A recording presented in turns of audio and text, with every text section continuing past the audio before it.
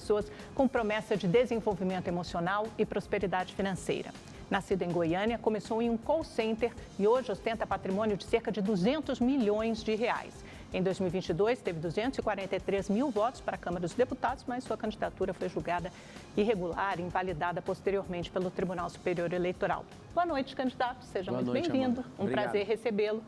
Candidato, o senhor é um fenômeno das redes sociais, um empresário de sucesso. Qual é a sua ideologia política? Como o senhor se posiciona politicamente e por que quer ser prefeito de São Paulo? Primeiro, eu não quero ser o prefeito, não é uma questão pessoal minha. É a cidade que precisa de alguém com envergadura, alguém que é gerador de emprego, alguém que vai mudar a mentalidade do povo. Nenhum político fala sobre isso. Então, não é uma questão de eu parei para ter mais um problema na minha vida. Na apresentação, você falou que eu ostento um patrimônio de quase 200 milhões de reais. Isso é a minha pessoa física. As empresas que eu governo e sou titular delas, elas valem bilhões em valor de mercado. Eu não ostento, eu desfruto, eu uso. Inclusive, invisto em muitas pessoas, né? Tem trabalhos sociais em alguns países africanos, ajudei na enchente do Rio Grande do Sul, apoiei também o pessoal da Venezuela e estou junto ali, produzi um documentário para mostrar para o mundo inteiro o que eles estão fazendo. E eu estou na política para fazer uma coisa que nenhum político deu conta de fazer. Hoje são 70 mil cargos públicos, onde pessoas são eleitas pelo voto. E eu quero, pelo menos, colocar nesses próximos 4, 8 ou 12 anos que eu vou permanecer na política. Eu não quero ser um profissional de política, eu quero servir por um tempo. Eu acho que todo mundo que tem resultado na nossa cidade, no nosso estado e no nosso país deveria servir a população, porque a gente tem muita gente desqualificada fazendo isso. E a minha orientação política é libertária. O povo precisa ser livre do comunismo, desse sequestro emocional de ficar prometendo e nunca cumprir. A única forma é dando identidade para esse povo, identidade esportiva, ensinar esse povo que todos podem prosperar. Mas é uma espécie o quê? De Javier Milei? Quem são suas inspirações na política? O senhor falou libertário, imediatamente me lembrei do presidente. A primeira inspiração que eu tenho como político chama José o Justo, lá no Egito. Foi um israelita que acabou sendo o governador do Egito e ele liderou um período de prosperidade, 7 anos de prosperidade. O faraó... Mas aqui no Brasil, dos tempos foi o que eu falei, Amanda, eu nunca vi um outro político pregando isso. Aqui vai ser uma guinada que a gente vai ter no país para mostrar para todo mundo. Eu que sou filho de faxineira, meu pai é aposentado, funcionário público, eu que estudei na escola pública, eu sei que aquilo que a gente ganhou na escola pública jamais dá para prosperar. Muitos analistas o veem como um personagem antissistema e antipolítico, uma espécie de Bolsonaro 4.0. O senhor se vê dessa forma ou não? Olha, todo respeito ao capitão, né? Ajudei, servi ele sabe o respeito que eu tenho por ele. Ele me deu a medalha lá que ele dá para as pessoas que ele respeita, dos 3 Is. Mas eu me considero marçal, eu me considero alguém que venceu na vida e que está a fim de ajudar você, seus filhos, a sua família também vencer. Eu não me considero outra pessoa, eu sei a minha identidade, eu sou um filho de Deus, né? Sou imagem e semelhança dele. É isso que eu aprendi sobre o que o próprio Deus acha sobre mim.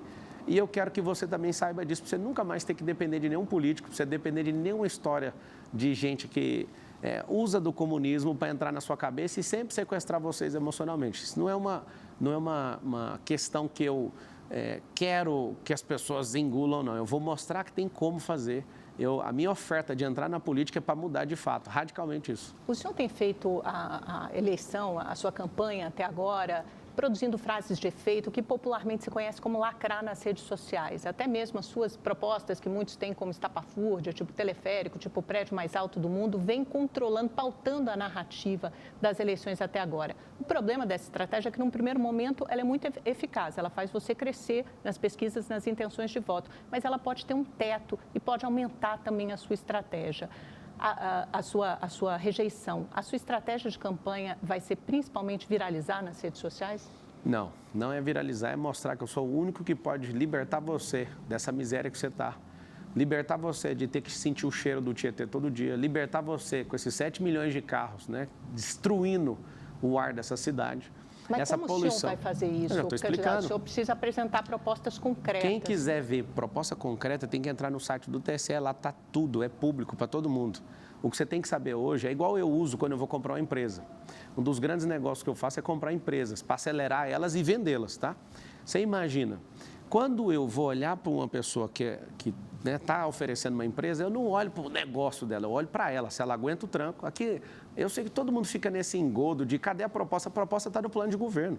Todas as vezes que você começa a falar, ninguém está interessado nisso. As pessoas estão interessadas se a pessoa é resistente, se ela aguenta tranco, se ela é honesta, se ela vai de fato ajudar as pessoas. E eu já faço isso na vida pública, imagina com o nosso dinheiro. Com o meu dinheiro eu já faço, imagina com o nosso. A pesquisa Datafolha mostra, mais recente, agora mostra que o senhor tem 20% de intenção de votos entre os homens, mas apenas 8% entre as mulheres. E essa rejeição aumenta muitas vezes por causa desse seu jeito mais agressivo. Como é que o senhor vai fazer para conquistar o eleitorado feminino? Converso com a minha esposa. Eu só tive uma namorada e casei com ela e sou homem de uma mulher só. Pergunta a forma que eu trato ela, pergunta para minha filha de 3 anos como que eu honro ela, pergunta para minha mãe, que eu ajudei a aposentar minha mãe, que era faxineira, pergunta para minha irmã, que foi abandonada por um canalha e eu tive que ajudar, pergunta para minha sobrinha, que eu também ajudo, pergunta para todas as mulheres que estão em volta de mim. Pesquisa é uma coisa que políticos gastam milhões de reais para manipular a sua ideia. Você não é gado, você não tem que ficar norteado por pesquisa. Se você for no estádio de futebol, Amanda, você vai chegar no estádio de futebol, vai perguntar para Flamengo e São Paulo. Sou São Paulino. Fui assistir esse jogo. São Paulo ganhou do Flamengo de 1-0. Pergunta para... Pesquisa. Flamenguista, quem vai ganhar? Flamengo? São Paulino, quem vai ganhar? São Paulo. Não interessa o que essa pesquisa está dizendo. Se você for pegar todas e criar um comparativo, um quadro analítico, você vai perceber que todas estão muito diferentes uma da outra. Resumindo, eleição e mineração você só conhece num dia, chamado apuração. Elas mostram mais ou menos a mesma coisa, candidato. O Nunes, o atual prefeito, e Guilherme Boulos no primeiro patamar, e logo seguidos então, por vocês, Datena e o senhor Ótimo. No segundo então, tá pelotão, bom. vocês dois avançando, crescendo. O governador de Minas Gerais, o Zema, né? Ele tinha 2% das intenções de voto e acabou ganhando e depois veio seu primeiro turno na reeleição. O presidente Bolsonaro, ele tinha 7%, vocês chamavam isso de teto. Pesquisa não é aquilo que o povo quer. Pesquisa tem manipulação, eu vou te explicar. Primeira delas, quem pagou? Existe uma necessidade de agradar quem pagou. Vamos lá. Segundo, que horas e que lugar que você fez a pesquisa? Qual o método que você utilizou? Quando você vai fazer a pergunta da pesquisa, quem é que vem primeiro? Esse método foi randomizado ou ele foi aplicado para as 1.000 pessoas de forma que o Nunes fique em primeiro? Tudo bem, não, mas é que eu estou explicando. É porque assim... Eu não estou preocupado com isso. Eleição, você precisa conquistar o povo. E é isso que eu vou fazer e estou fazendo. Estou tentando entender qual vai ser sua tática, sua estratégia de campanha, se ela vai ficar restrita às redes sociais. Porque, por exemplo, no bolsonarismo, mesmo o Zema, que o senhor fala da antipolítica, isso veio numa onda, numa esteira de uma série de acontecimentos da Lava Jato, da derrocada do PT em 2018. Eles eram muito calcados em pautas conservadoras e moralizantes, pautas liberais na economia de segurança pública. Eu estou tentando entender qual é o esteio da sua campanha, das suas propostas. Todos os jornalistas me perguntam a mesma coisa, e se eu contar o Boulos vai usar? Eu não vou te mostrar a estratégia. Eu gostaria de te contar, mas vai ser uma campanha que vai ser internacional. Vai ter gente de fora ajudando, e não é com grana, não. É gente se posicionando e falando, eu estou com esse cara, eu acredito nele. Tem muita gente, mas só para você entender. Empresários, gente famosa, você vai líderes políticos? Você vai ver, é internacional. Por quê? Porque o São Paulo mostra o futuro do Brasil. Eu estou aqui nessa campanha, vou explicar por quê. Porque tiraram o Salles e eu achei muito suspeita a saída do Salles, como se tivesse um grande acordo para essa prefeitura ficar com esses 12 partidos políticos e de um outro lado tem o Luiz Inácio Lula da Silva que quer pegar para ele a prefeitura mais poderosa, porque aqui está a reserva de domínio, o futuro desse país. Eu não queria mexer com a prefeitura. Quando eu observei, eu falei, eu vou ter que servir o povo justamente pelo que eles estão fazendo. E aí está aqui uma pessoa que é servo do povo. Já provei, eu tenho espírito público desde 2019, quando eu dei meu coração lá na África. Eu já ajudo em alguns países africanos, o principal em Angola, onde eu provei que dá para desfavelizar um lugar, onde dá para mudar a mentalidade de um povo. E eu fiz uma promessa para um garoto quando eu estava indo embora em 2019. Ele falou assim para mim, Amanda, você nunca vai voltar aqui, né? E eu fiz uma promessa olhando nos olhos dele, um garoto de 8, 9 anos aproximadamente. Eu só saio daqui depois que a última família entrar na última casa. Nós estamos construindo essas 300 casas, já são mais de 300 agora. E eu quero te dar um conselho para você que é da quebrada, você que é de favela, você que está em comunidade. Hoje, o frio de São Paulo, eu fiquei lembrando de uma senhora que eu conheci, lá no Beira Rio, numa favela chamada Beira Rio. Sabe o que ela falou? Essas casas de lata são como IML. Isso aqui, você não suporta o frio. Hoje eu acordei e lembrei da frase dessa mulher. E eu faço um compromisso aqui como homem. Não vai ter nenhuma família morando em casa de lata aqui nessa cidade. Nós somos um povo rico o suficiente Temos dinheiro suficiente, ano que vem a Prefeitura vai ter 120 bilhões de reais de orçamento e a gente tem parcerias público-privadas que eu tenho certeza que os mais de 2 milhões de empresários, quando souber da seriedade que nós vamos desenvolver essa Prefeitura, não vai deixar ninguém morar nem em casa de taipa, nem em casa de alumínio. Não vai acontecer isso aqui nessa cidade mais. Eu faço uma promessa como homem. Pessoalmente, eu vou honrar pela minha família o que eu estou falando. Candidato, no primeiro debate à Prefeitura de São Paulo, o senhor se referiu ao candidato Guilherme Boulos como comedor de açúcar. Depois o senhor falou que ele é aspirador de pó. E ele conseguiu uma liminar da Justiça, sem apresentar nenhuma prova, absolutamente nenhuma prova. E depois ele conseguiu uma liminar da Justiça, fazendo com que o senhor suspendesse esses vídeos da rede social e deixasse com que ele publicasse um direito de resposta. Não só o senhor não fez isso, como dobrou a aposta, publicou novos vídeos. Veio uma segunda decisão judicial, dessa vez do Tribunal Regional Eleitoral. O senhor já tirou esses vídeos da sua página? Não, e qual que é a lógica? Faz ele o exame toxicológico. Por que não pede o exame toxicológico? Não, o ponto é que o senhor não vai cumprir uma decisão judicial? A gente está dentro do prazo. Já tem duas. Isso, vai cumprir, mas o povo já sabe que é um aspirador de pó. Quem conhece São Paulo em todas as biqueiras, a pessoa que defende o uso de drogas, defende que mais pessoas vá para a Cracolândia, defende Nicolás Maduro, defende Daniel Ortega na Nicarágua, ele defende o Foro de São Paulo. As famílias decentes dessa cidade não concordam. Agora, eu vou ter que sacrificar alguma coisa para provar para você. Inclusive, estou em posse do documento, não precisa ficar ansioso. Mas o senhor tem essas provas? Claro, e vou mostrar na hora certa, não precisa ter ansiedade. Mas por que o senhor não mostrou? Porque é uma acusação muito grave, o senhor não pode fazer de uma forma leviana. Mas o que os candidatos fazem nos debates é fazer exatamente isso aí que você falou.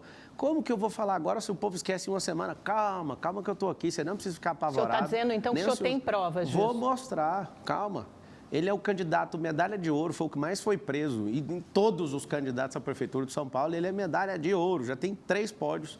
Esse cara, eu entrei aqui para te falar, Boulos, você nunca na sua vida vai ser prefeito de São Paulo. Se esse é seu sonho, você vai pegar, vai mudar para outra cidade de gente que acredita na sua ladainha, nas suas mentiras, e aí você vira prefeito lá. Enquanto eu estiver aqui, se tiver um xerife nessa cidade, que é o Pablo Marçal, você nunca pisa aqui. Você não vai ser prefeito aqui. Candidato, nesse mesmo debate, no primeiro da TV Bandeirantes, os seus adversários apresentaram, o senhor disse, se eu tiver uma condenação, eu saio da disputa. Eles apresentaram essa condenação na mesma hora. Ela é prescrita. O senhor foi condenado a 4 anos e meio, em 2010, por fazer parte de uma quadrilha responsável por fraudes bancárias, né? Eles roubavam dados das pessoas na internet, faziam sites falsos de bancos, de instituições financeiras. Prescreveu, é verdade, num recurso em 2018. Mas a minha pergunta é a seguinte, o senhor participou desse esquema? O senhor você falou bem, você falou assim, esquema? Eles, você falou de forma correta, não sei se foi inconsciente, mas você falou da forma correta. Eles, nunca fiz parte de quadrilha nenhuma.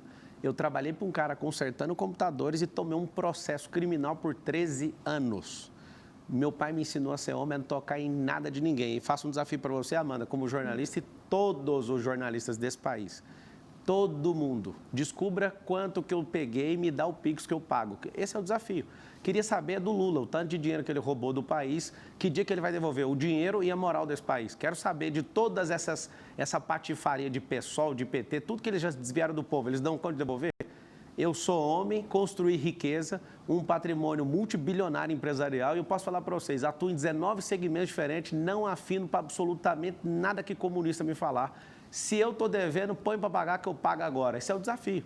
Agora, eu era um jovem, 18 anos de idade, estava trabalhando, eu só consertava os computadores e sobrou esse processo para mim. Esse processo, Amanda, correu à revelia. Esse processo não tinha advogado. Eu sou formado em Direito. Não tinha defensoria pública? Não tinha. A própria defensoria pública falou, isso aqui é complicado demais para você, contrata advogado. O advogado cobrou 2 mil, nem isso eu tinha de dinheiro para pagar. Mas houve recurso, né? Tanto não teve recurso. A pena prescreveu no recurso em 2018. Você não conhece o processo. O processo correu à revelia, não tem isso. Eu não tive advogado ali. Candidato, no transporte público, o senhor propõe um cinturão de teleférico nas comunidades, né? Inspirado no modelo de La Paz, o senhor já falou, na Bolívia. Aqui do Brasil também. O problema é que La Paz, por exemplo, tem uma geografia completamente diferente de São Paulo, cheia de montanhas, de vales, é uma das cidades mais altas do mundo. Justamente por causa da geografia de São Paulo, só caberia, que a gente sabe que o teleférico demora tempo para construir e é muito caro. Há outros jeitos mais baratos, por exemplo, por que em vez de teleférico não investir em BRT? Que é mais barato que o metrô, tem uma velocidade média mais alta do que o transporte público comum, ou mesmo os corredores de ônibus. Entra no detalhe, Amanda, acho que você não está bem informado em relação ao teleférico, ele é 5 vezes mais barato que o metrô. Ele é limpo, diferente de qualquer outro transporte. Não, sim, eu estou falando em relação ao corredor de ônibus, ótimo, BRT. tem que continuar. Inclusive, o atual prefeito não cumpriu nem 4 quilômetros. Está lá no plano de governo dele fazer 50 e não cumpriu nem 4. Mas está no seu plano? Eu quero saber do seu plano. É o seguinte, a gente tem Rio, o Uber está fazendo o transporte hidroviário, a gente era para estar fazendo. Ninguém tem isso no plano de governo, nós vamos fazer. Essa proposta do teleférico não é uma proposta de mobilidade para a cidade inteira, é para honrar a comunidade, que eu vou transformar a comunidade em centro olímpico e empresarial. O que é um centro olímpico e empresarial? Como o senhor Primeira vai fazer coisa, você faz um centro olímpico para dar uma identidade esportiva para essas crianças. São mais de 60 esportes. As crianças na favela que eu tenho visitado, elas sonham ser jogador de futebol. E não é jogar futebol, a gente tem que dar uma identidade esportiva, sabe por quê? Para não ter mais nenhuma dessas crianças, quando elas crescerem, lá na rua, né? Porque tem 80 mil pessoas em situação de rua hoje. Você pode achar tudo o que você quiser hoje na Cracolândia, mas você não acha esportista lá. Eu fui atrás disso. O esporte molda caráter e nós vamos fazer isso com a escola pública de São Paulo. Todo mundo vai ter uma identidade esportiva e nós vamos investir nisso. Sabe por quê? Porque vai diminuir despesa em saúde. Quando você investe em educação e dá uma identidade esportiva, você vai diminuir depois a despesa em segurança. E aí esse teleférico é para honrar esse povo. Isso não é a solução de transporte. A solução de transporte mais inteligente que existe é levar centros de empreendedorismo para a favela. Eu quero criar ali centro gastronômico, hoteleiro, turístico. Esse teleférico é o transporte mais seguro do mundo. É um elevador na horizontal e ele não para você ter uma noção. Com a geografia de São Paulo, isso dá certo? Não tem problema, tem vários morros aqui em São Paulo. São Paulo também tem a geografia aqui não é o Chapadão. Essas comunidades, elas não precisam antes de saneamento básico, de urbanização, de regularização fundiária. Essas pessoas de habitações menos precárias, né? Porque como o senhor falou, mora em casa de lata, mora em casa de palafita. E a gente tem dinheiro para isso, a gente vai fazer isso. O negócio é que ninguém quer investir em você, eu quero que você me assista aqui, vou falar algo para você. Ninguém quer investir em vocês porque vocês são massa de manobra. Tem 2,5 milhões de pessoas que são tratadas, principalmente pela esquerda, como massa de manobra, para vocês ficarem aí. Toda vez que você ouvir o termo favela, favela é ausência de governo. Comunidade, que é um plano nosso que chama Comunidade Forte, vai ser reestabelecida. Nós vamos reurbanizar e vamos investir. Só que eu vou contar um segredo para vocês. Como não investiram nessas últimas décadas, como aí no Panorama, que tem 80 anos essa favela, e vocês mesmos construíram a rua. Pode deixar que eu vou asfaltar isso aí para vocês. Aí na Vila União, na Quebrada aí, onde é a Zona Leste, próximo ao Itaquerão, vocês estão precisando de poste de energia, só que precisa fazer a guia. Pode deixar comigo, eu vou pessoalmente aí fazer. Eu prometi e vou fazer. Ganhando a eleição ou não, eu vou resolver esse problema de vocês. Sabe por quê? Porque eu preciso de gente bem intencionada que quer libertar vocês e eu vim aqui para libertar vocês dessa miséria. É isso que queima no meu coração, é esse o recado que eu quero passar para todo pai de família, para toda criança, para toda mãe que está aí agora desolada porque não tem um governo que está afim de ajudar vocês. Eu estou de saco cheio disso, eu vou ajudar vocês. Já fiz isso com o meu pouco dinheiro que eu tenho, imagina com o nosso. Vou investir primeiro em gente, para depois falar qualquer outra coisa. Nós vamos abençoar vocês, mesmo todo mundo criticando e zoando, nós vamos ajudar vocês. Na segurança pública, candidato, o senhor mencionou uma ideia de espalhar câmeras pela cidade para detectar comportamentos suspeitos, o que o senhor chamou de pré-crime, depois drones que sairiam de cima de prédio. Me conta como é que funciona isso, no que você se inspirou, em que modelo? A primeira pasta é anticrime, né? O que é o anticrime? Ao invés da gente só penalizar pelos comportamentos, vou te falar por que a criminalidade está assim. Porque o direito social mais absoluto de todos não está sendo respeitado. Sabe qual é o maior direito social que existe ou não? Você sabe ou não? Vida, né? Vida é emprego, direito social. É emprego.